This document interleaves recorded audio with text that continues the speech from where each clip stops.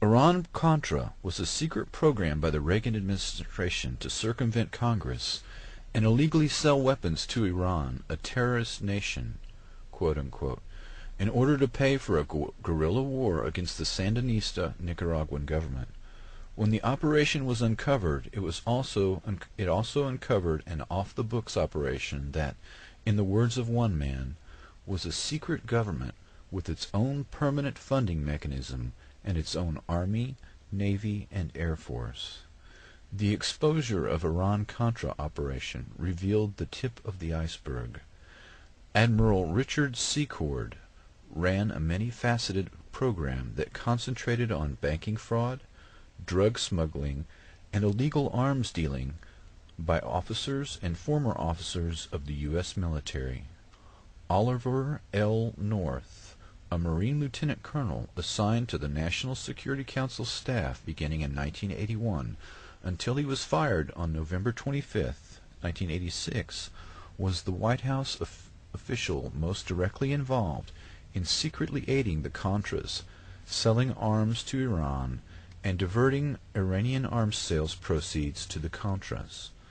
North, who was Deputy Director of Political Military Affairs, reported many of his activities to his superiors, National Security Advisor Robert C. McFarlane, and later John M. Poindexter.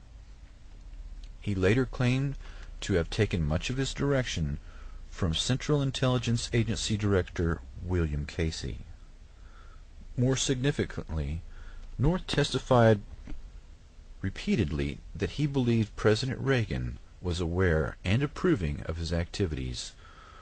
North was unable to offer direct proof of presidential knowledge and authorization. Both McFarlane and Poindexter were North's channel to the president, have either claimed ignorance of certain of North's activities or said they deliberately shielded the president from such details. In other words, plausible deniability.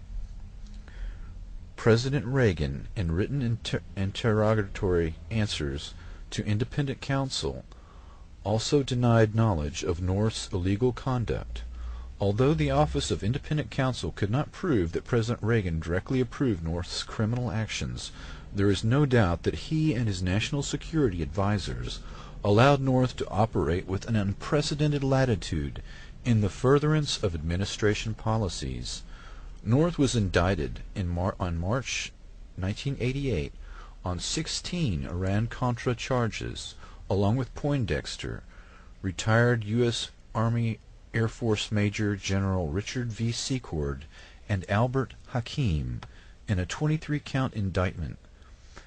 After the cases were served and the central conspiracy charges were dropped due to classified information problems, North stood trial beginning in February 1989 on 12 counts. On May 4, 1989, he was found guilty of 3 counts, including aiding and abetting obstruction of Congress, shredding and altering official documents, and accepting an illegal gratuity from Admiral Secord. North's convictions were vacated on July 20, 1990, after the appeals court found that witnesses in his trial might have been permissibly affected by his immunized congressional testimony.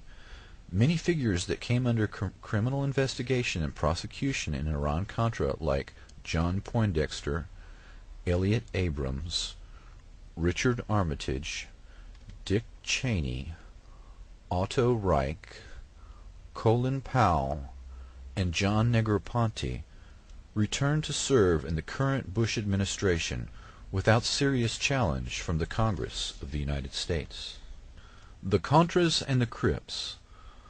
A San Francisco Bay Area drug ring sold tons of cocaine to the Crips and Bloods street gangs of Los Angeles and funneled millions in drug profits to an arm of the Contra guerrillas of Nicaragua run by the Central Intelligence Agency, the San Jose Mercury News has found.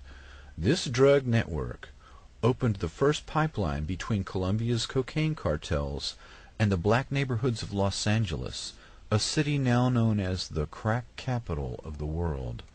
The cocaine that flooded in helped spark a crack explosion in urban America and provided the cash and connections needed for LA's gangs to buy weapons. It is one of the most bizarre alliances in modern history, the union of a U.S.-backed army attempting to overthrow a revolutionary socialist government and the gangstas of Compton and South Central L.A. The Army's financiers, who met with CIA agents before and during the time they were selling the drugs in L.A., delivered cut-rate cocaine to the gangs through a young South Central crack dealer named Ricky Donnell Ross. The investigative reporter Gary Webb, who broke this story that no other major newspaper would run, was found murdered in what can only be described as a staged suicide.